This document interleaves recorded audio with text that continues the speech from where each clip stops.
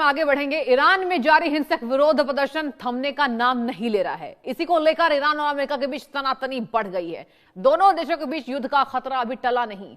दरअसल आपको बता दें, ईरान के supreme leader Ayatollah Ali Khamenei ने तेहरान में हिंसा, नुकसान और मानहानि के लिए अमेरिकी राष्ट्रपति ट्रंप को खुलेआम दोषी ठहराया।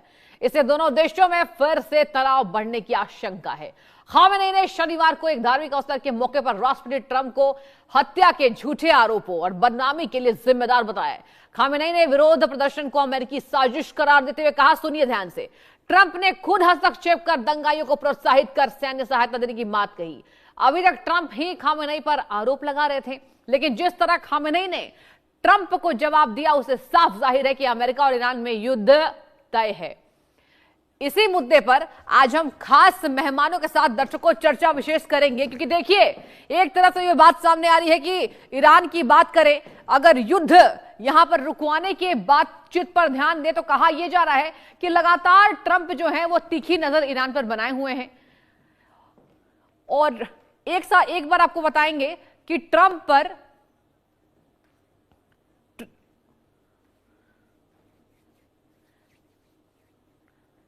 आखिर ट्रंप के खामेनेई के आरोप क्या क्या हैं, एक बार आपको बताएंगे। खामेनेई ने ट्रंप को अपराधी बताया और आपको ग्राफिक्स के जरिए भी हम समझाएंगे कि आखिर यहां पर खामेनेई वर्सेस ट्रंप का अब क्या अलग माजरा चल रहा है।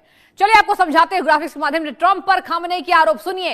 ईरानी राष्ट्रपति ट्रंप ने लगाया आरोप, हत्या के आरोप ईरान को बदनामी के लिए, यानी कि यहां साफ तौर पर वार पलटवार, अमेरिकी राष्ट्रपति को अपराधी मानते हैं ट्रंप। और सुनिए, विरोध प्रदर्शन के बीच अमेरिका की साजिश, यह खामेनेई का बड़ा दावा, सुनते जाइए। ट्रंप ने दंगाइयों को प्रोत्साहित किया है, खामेनेई का बड़ा इल्जाम राष्ट्रपति ट्रंप पर। सैन्य सहायता देने की बात कही है और आपको हम ग्राफिक्स के माध्यम से समझा रहे हैं कि खामेनेई ने ट्रंप को अपराधी बताया, यानी कि जो भी ईरान में चल रहा है उसका दोषी कौन है?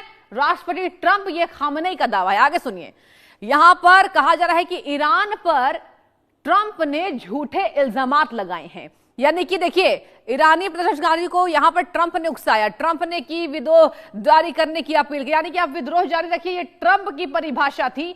खामेनेई इसको जवाब दे रहे हैं। अमेरिकी मदद का भी भरोसा दिया गया। आपने सुना होगा, हमने आपको लगातार बताया कि अमेरिका ने यह कहा कि हम रास्ते में हैं, मदद के लिए तैयार है, प्रदर्शनकारियों को पीछे नहीं हटना है। सुनते जाइए, अमेरिका चाहता है कि ईरान की सरकार पैनिक हो, यह ध्यान देने की बात है। ईरान के खामेनेई का यह बड़ा दावा आपको बता रहे हैं।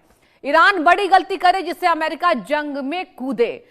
रजा पहलवी से सेना के नाम बयान जारी करवाया गया। ये तमाम खामेनेई के आरोप ट्रंप पर। सोशल मीडिया से पुराने और फेक वीडियो वायरल कराए गए और ईरान विद्रोह में 20,000 मौतों की अफवाह चलवाई। सुनते जाइए, ईरान के न्यूक्लियर प्रोग्राम निशाना। अब क्या है, ईरान पर आक्रामक क्यों है ट्रंप? इजराइल वॉर में भी ईरान पर हमला किया गया। सुनते जाइए, ये क्या खामेनेई ने बड़ा दावा किया है। ईरान की न्यूक्लियर साइट्स पर बम बरसाएं। इसके साथ ही खामेनेई को सत्ता से बेदखल करने की एक कोशिश है। जाहिर सी बात है, खामेनेई ने यह बड़ा आरोप लगाया है और इजराइल के समर्थन में भी ईरान पर पैनी नजर बना हुआ है। जहां ईरान पर प्रतिबंध लगाए, करेंसी जीरो हुई। ईरान पर प्रतिबंधों का यह दावा कर रहे हैं। रजा पहलवी का अमेरिका ने किया समर्थन। और आपको पता होगा दर्शकों की, अगर बात करें रजा पहलवी की, तो कहा यह जा रहा है कि खामेनेई को जब हटाया जाएगा, अमेरिका की यह साजिश है, तो आपको सत्ता में काबिज रजा पहलवी होते नजर आएंगे।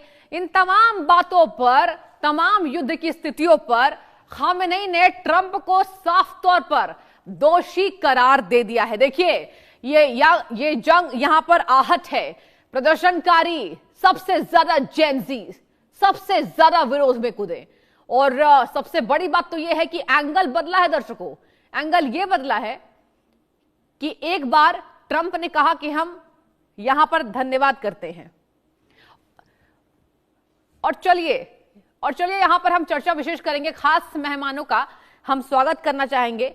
पीके सहगल जी का बहुत स्वागत है इंडिया न्यूज पर, और मनोज कुमार जी आपका, दोनों को गुड मॉर्निंग, बहुत स्वागत है इंडिया न्यूज पर। सबसे पहले मैं रुख करना चाहूंगी पीके सहगल जी आपका। सर देखिए, एंगल बदल रहा है सर। हमने ग्राफिक्स के माध्यम से भी दर्शकों को समझाया, एंगल बदल रहा है। खामेनेई ने साफ तौर पर ट्रंप को दोषी माना है और एक तरफ ट्रंप धन्यवाद कर रहे हैं, फांसी की सजा रुकवा दी गई। आपको क्या लगता है सर कि एंगल चेंज होगा या फिर से ये जंग की आहट है, क्योंकि खामनेई का बड़ा दावा आप सामने आ गया है? बताइए। देखो, जहां तक विद्रोह हुआ है, विद्रोह की मुख्य वजह जो है, एक तो जो है इन्फ्लेशन बहुत हाई है। ठीक है। दूसरा दूसरा उनकी इकोनॉमी इकोनॉमी बिल्कुल गिर चुकी है। हम्म। तीसरा जो रियाल है डॉलर के मुकाबले में बिल्कुल कौड़ी के बराबर हो चुका है। हाँ। चौथा, उनको पानी और बिजली की जबरदस्त दिक्कत है। 18 डैम्स है, सारी की सारी डैम्स इस समय खाली है। हम्म। इसी को लेकर विरोध हुआ, और उस विरोध का फायदा उठाया है अमेरिका अमेरिका ने। इसमें किसी प्रकार का कोई शक नहीं, उसका फायदा उठाया है और उनको प्रोत्साहित किया है। कहा है कि we are locked and we are loaded. पहले बार ही बोला, कि उसके बाद दोबारा उन्होंने तकरीबन कुछ दिन के बाद दोबारा। मुझे नहीं लगता कि इसमें किसी प्रकार का कोई सच है। अमेरिका जो है वेनेजुएला नहीं है, इससे वो यकीन करेंगे कि स्ट्रेट ऑफ हॉर्मुज। लेकिन यू टर्न हम कैसे कह ले? ट्रंप कार्यों की फांसी की सजा सुनी, रोकी गई है, और खामेनेई को लग रहा होगा कि अगर हम फांसी देंगे तो मामला और गंभीर हो सकता है, तो चलिए फांसी की सजा बैक ली गई। लेकिन अब तो खामेनेई भी सामने आ रहे हैं ना सर, आप क्या कहेंगे इस पर? क्या टिप्पणी होगी? क्या हम इसको रेड अलर्ट माने और ट्रंप या फिर अपने रेखा खींची थी उन्होंने, उससे थोड़ा सा पीछे हटते नजर आ रहे हैं? आपको क्या समझ में आ रहा है? देखिए सृष्टि जी, एक चीज तो समझना होगा कि ट्रंप का जो आज पोजीशन है, ट्रंप 2.0 आने के बाद से जिस तरीके से उन्होंने अपनी नीति और सैन्य के माध्यम से पूरे वर्ल्ड को डीस्टेबल करने का जो प्रयास किया जा रहा है, इसके लिए आपको थोड़ा सा हिस्ट्री जानने की जरूरत है। क्योंकि देखिए, ट्रंप वर्ल्ड को कभी भी मल्टीपोलर वर्ल्ड बनने नहीं देना चाहते हैं, क्योंकि उन्हें पता है कि मल्टीपोलर वर्ल्ड में वो धीरे धीरे अमेरिका का जो हेजेमनी है पूरे वर्ल्ड से समाप्त हो जाएगा। और इसीलिए वो post world war, second world war और प्री सेकंड वर्ल्ड वार की स्थिति में पूरे विश्व को ले जाना चाहते हैं। लेकिन आज दुनिया बदल चुकी है, और ईरान को जिस तरीके से वो टेकन फॉर ग्रांटेड लेने का प्रयास कर रहे हैं, वो 1979 वाला ईरान आज के डेट में नहीं है। आज उसके साथ रसिया खड़ा है, चाइना खड़ा है। और एक चीज मैं कहना चाहूंगा, अभी सहगल सर जिस तरीके से बता रहे थे कि मिडिल ईस्ट कभी भी ईरान का समर्थन नहीं किया है, लेकिन आज की जो वस्तु स्थिति है, जितने भी मुस्लिम वर्ल्ड है मिडिल ईस्ट के, वो वहां के लीडर के खिलाफ तो है, लेकिन आज कहीं ना कहीं मुस्लिम ब्रदरहुड के नाम पे ईरान के साथ खड़े होते हुए दिख रहे हैं। और इसीलिए जितने भी मिडिल ईस्ट में, खास करके अमेरिका के जितने भी सैन्य बेस हैं, उस बेस से ये लोग अमेरिका को आक्रमण करने देने के लिए सारे लोग मना कर रहे हैं। और इसी के कारण कहीं ना कहीं ट्रंप पीछे हट रहे हैं। क्योंकि एक चीज ऑब्वियस है कि ट्रंप का उद्देश्य ये नहीं है कि वहां पे हम जाके बम गोला बरसाएं, क्योंकि इसके पहले आप घटना देख सकते हैं, हो चुका था जब उन्होंने न्यूक्लियर उसके अड्डे पे अटैक किया था। लेकिन इजराइल भी यही चाहता है, इजराइल भी चाहता है कि वहां पे रिजीम चेंज हो। लेकिन आज की जो स्थिति है वो रिजीम चेंज होते हुए दिख नहीं रही है। ऑब्वियस है कि वहां पे जिस तरीके का नेचुरल क्राइसिस जो ईरान में शुरू हुआ, जिस तरीके से अभी वहां पे जो इकोनॉमिक डिक्लाइनेशन हुआ, जिस तरीके से वहां महंगाई बढ़ते जा रही है, तो उसके साथ एक रेडिकलाइजेशन जो बढ़ा, उसके चलते ईरान में दो भाग में बटा हुआ है। ऐसा नहीं कि अली खोमेनी का पूरा समर्थन वहां पे कर रहा है, लेकिन जो सॉवरेनिटी की बात है, जहां पे नेशनल आइडेंटिटी की बात है, वहां पे सारे लोग उनके साथ खड़े होते हुए दिख रहे हैं। और एक चीज मैं फिर ये कहना चाहूंगा कि आज इसमें आप देख सकते हैं पाकिस्तान भी जिस तरीके से एक्सपोज हुआ है, और गाजा और खास करके जो इजराइल का जो कन्फ्लिक्ट था, उसके कारण भी वहां के लोग कहीं ना कहीं खोमेनी के साथ खड़े होते हुए दिख रहे हैं। और पहली बार ऐसा हुआ है कि ट्रंप के सामने कोई राष्ट्राध्यक्ष ने ओपनली चैलेंज किया है, और उनको एक तरीके से कि युद्ध तो होना तय है ईरान और अमेरिका के बीच, कमजोर करने की ईरान के ऊपर ऑयल एक्सपोर्ट में ऑलमोस्ट नील हो गया है। ईरान जो है थर्ड लार्जेस्ट, क्योंकि अफगानिस्तान और सेंट्रल एशिया का रास्ता हुआ है, फिर north south transport corridor, Europe को सेंट्रल एशिया रशिया से कनेक्ट करने का हमारे यहाँ बहुत बड़े पैमाने पर नुकसान हुआ है। उस नुकसान के लिए भी जिम्मेदार ट्रंप है। फिर उन्होंने कहा बहुत सारे लोग जो है मारे गए हैं, उसके लिए भी जिम्मेदार ट्रंप है। व्हाइट हाउस में बीबीसी ने इस ट्रंप से पूछने की कोशिश की है कि उनका इसके बारे में क्या विचार है या क्या कहना है। अभी तक उन्होंने चुप्पी दिखाई हुई, कुछ नहीं कहा। वास्तव में ट्रंप क्या करेंगे और उनकी अगली मूव क्या होगी मैं नहीं जानता। लेकिन अमेरिका के पास में 11 एयरक्राफ्ट कैरियर्स हैं, उसमें एक भी एयरक्राफ्ट कैरियर जो है अभी इस इलाके में नहीं है जिसके माध्यम से वो अपनी एयर पावर को प्रोजेक्ट कर सके। हाँ, ये बहुत, हाँ जी सर, ये बहुत अहम जानकारी आपने दी जी, कंटिन्यू कीजिए। भी अब्राहम लिंकन को मूव कर दिया है। हाँ। उसको वहां पहुंचने के लिए और तैनात होने के लिए कम से कम 4-5-6 दिन और लगेंगे। तब तक वो अपने B-2 बॉम्बर्स और B-1 बॉम्बर्स को उनको स्थापित कर रहे हैं। फिर एयरक्राफ्ट रिफ्यूजर्स को स्थापित कर रहे हैं, क्योंकि सऊदी अरेबिया ने, यूएई ने, कतर ने, जॉर्डन ने, सब ने, टर्की ने कहा है कि आप हमारी एयर स्पेस का इस्तेमाल नहीं कर सकते। हाँ। ब्रिटेन जो हमेशा ट्रंप के साथ खड़ा होता है अमेरिका के साथ में, उनके उस साइप्रस में एयर बेस है, उन्होंने कहा हम साइप्रस में अपनी एयर स्पेस को इस्तेमाल नहीं करने देंगे, अपने बेस को इस्तेमाल नहीं करने देंगे। ऐसे में सारे के सारे हमले जो होंगे वो क्रूज मिसाइल्स के माध्यम से होंगे, बॉम्बर्स के माध्यम से होंगे from far far away distance. साथ ही साथ अमेरिका की एक समस्या है कि अमेरिका जो है वो हाईटेक वॉर करना चाहता है।